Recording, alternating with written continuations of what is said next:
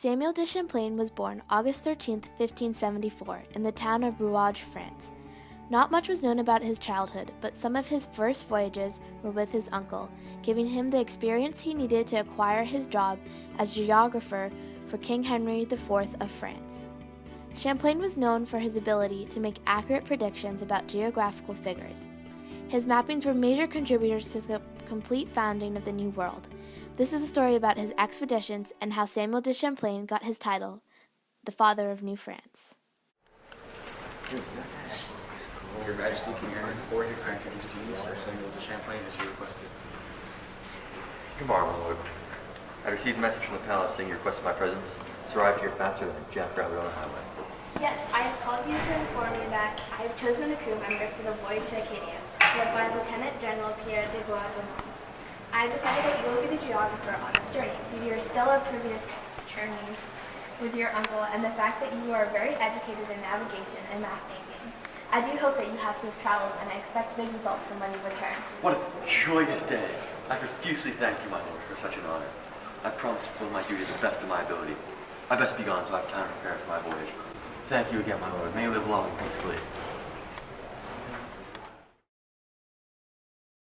Bonjour, Monsieur Champlain. I hear you will be one of the main crew members on my voyage. I hope to see that we will work well together. Bonjour, Capitaine Dumont. I'm glad to make your acquaintance and wish us a successful journey. Tell me now, what is it that we're looking to do on this expedition? Well, we are going to travel to the New World, the coast of the New World, past the St. Lawrence River, which you, with General DuPont, mapped previously.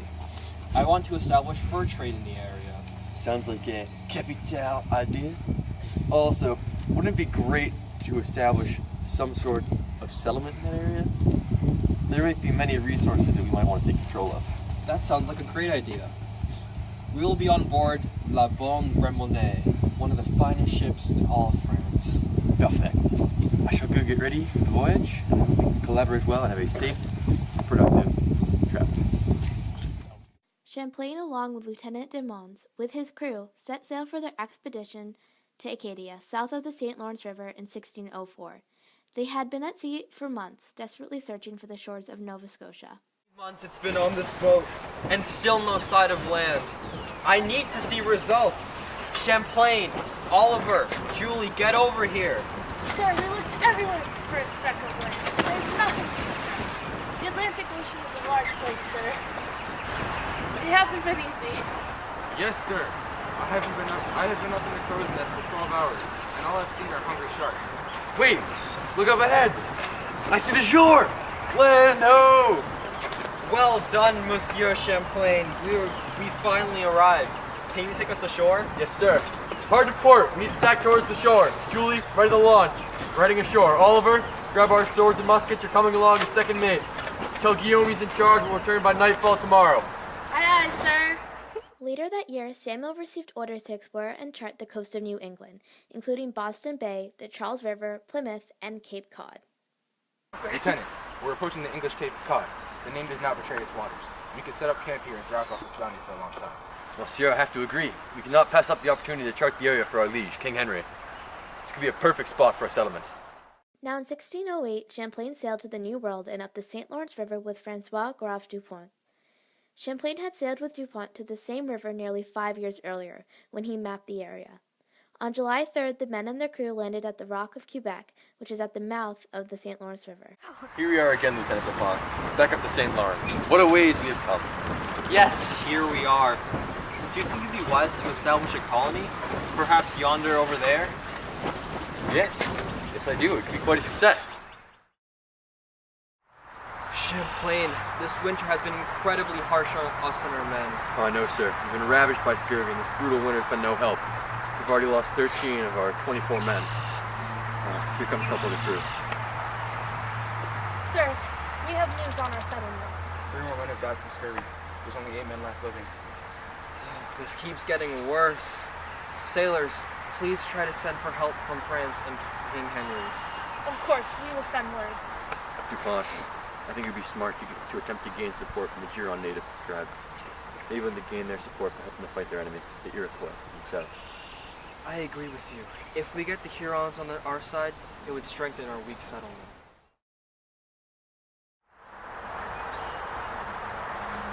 hear, Dupont? King Henry's dead. Letter's just in. Is it true, sailors? Yes, sir. Yeah, we received this letter from France.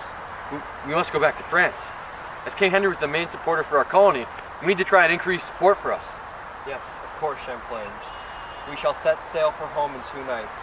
Let's prepare for our voyage, sailors.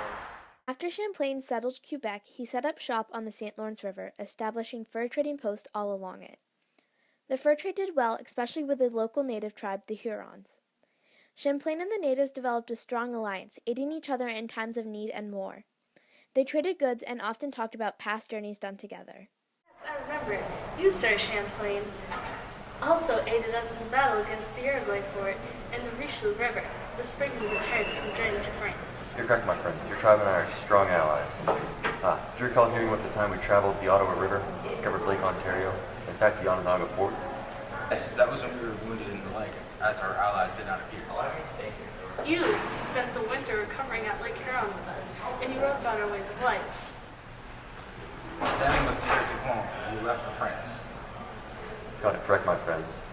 You've been a great ally to my colony, Quebec and I. We found success because of the support from the Hurons. You've helped us in desperate times of need, like when we suffered a brutal winter. We were just barely kept alive with the moose meat you brought us.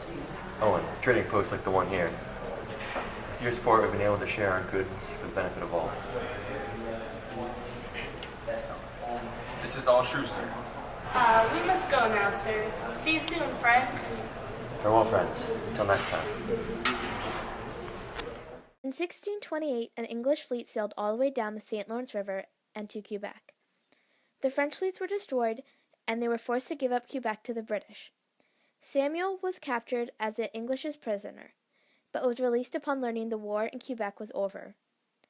As the French regained their control of Quebec, King Louis XIII gave the responsibility of it to Cardinal Richelieu, whom passed on some control to Champlain. I will be putting you in charge of the 100 associates to win in France.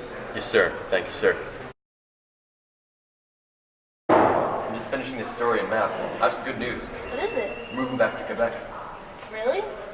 How are we going to do that? I was reinstated as lieutenant. Really? Yeah, we're moving back to Canada. Okay, sounds great.